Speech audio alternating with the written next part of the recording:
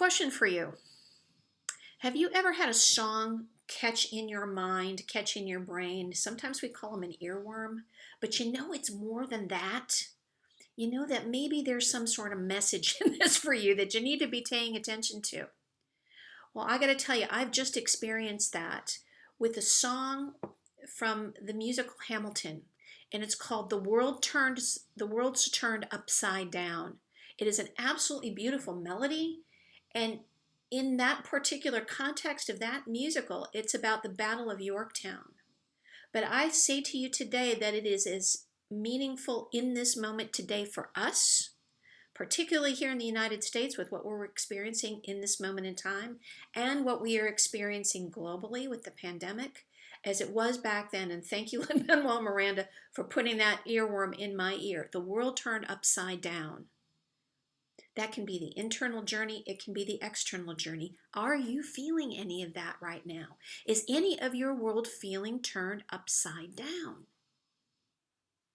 If it is, and I suspect if you're breathing right now, it is, then this is absolutely the perfect segue into our next part of our Falls Fertile Fields series. It's part 2, and it's our practice and understanding of the power of resilience and resilience inside of us. Now, what does that mean? I'm going to share 3 practices with you in a moment, but I thought it might be really useful for each of us to really embrace what the meaning of resilience is. Because I found these tools super powerful, and powerful and empowering, and hope that they will be that for you. So I'm going to read you a little definition here. Take this in as you're thinking about resilience and as we step into these tools. First and foremost, and this comes from the Oxford Dictionary and then some other resources, is the capacity to recover quickly from difficulties. Toughness. It is the ability of an object, a substance, or I would add a human being, to spring back into shape. It's elasticity. It's words that are associated with it. Flexibility, pliability, suppleness, give, strength, adaptability, hardiness.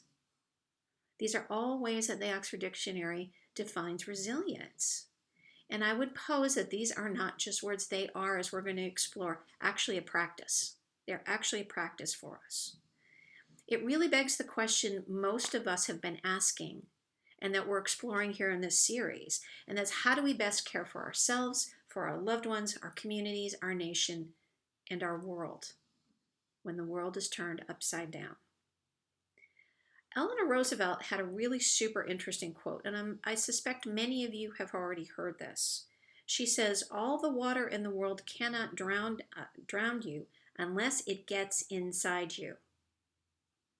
What does that mean for us? What does that mean for you?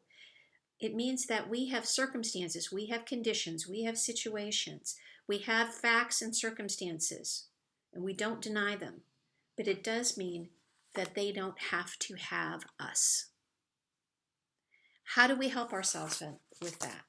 3 practices we're going to explore. Ways to turn up your ability to be more resilient starts with lowering our stress and turning up relaxation. Lowering stress and turning up relaxation. There's a dynamite practice that I was taught that I'd like to share with you, and it's just 10 minutes a day. 10 minutes a day where you have a moment of quiet and you just breathe. A quiet spot where you can just breathe. Perhaps take a moment to review how you want to be in the day. What are your intentions for the day? Not necessarily your to-do list, not your calendar, where do I have to be? It's about setting an intention for calm, for peace. Who is the individual I want to show up as today? Who do you want to be today? And really just taking nice deep breaths into that moment and setting the intention for the day. So that's the first thing. That's the first one. Lower your stress by turning up your relaxation. Breathe. Breathe. Your second opportunity is turn up the volume on your fun. Yes, fun. So many of us, I can't tell you how many people have come up to me and said, I just have no bandwidth left. I can't take one thing more.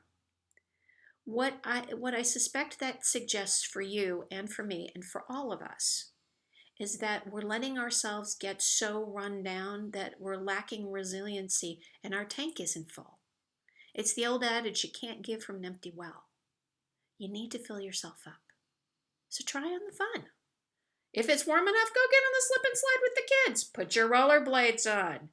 You know, put on a goofy mask and, do Halloween at home. Whatever is fun for you, do it. It will help refresh. It will help refill your tank. So we've got lower your stress by turning up our relaxation. We're going to turn up our fun. And part 3 is an opportunity for you to notice and turn up and challenge the volume on your perceptions. Challenge the perceptions that you're having of the circumstances, facts, situations, conditions that may be coming your way. 2 questions. Is there another way to see this? Before I default to maybe condemnation or whatever my default switch is, could I look at this a different way? And is there a more empowering way for me to look at this? Is there a more empowering way? And at an even deeper level, you might ask yourself the question, what would love do here? And that's love with a capital L.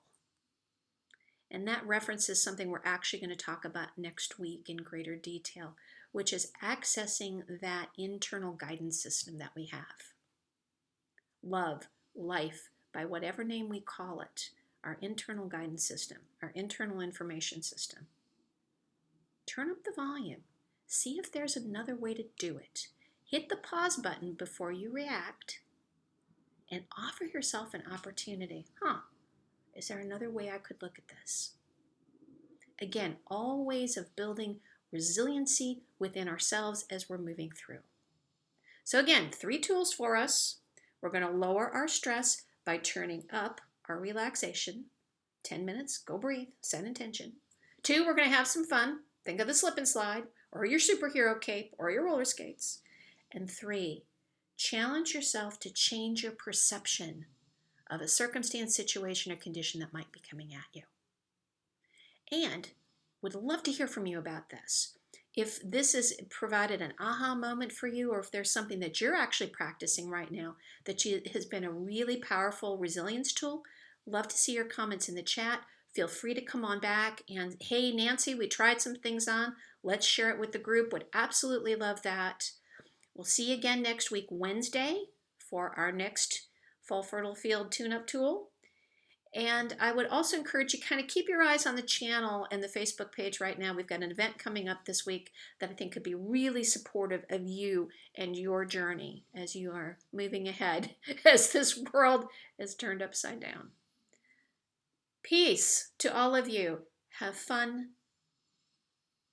Turn up your relaxation and challenge yourself. What way could I be empowered in this situation? Take care, everybody. See you next week. Bye-bye.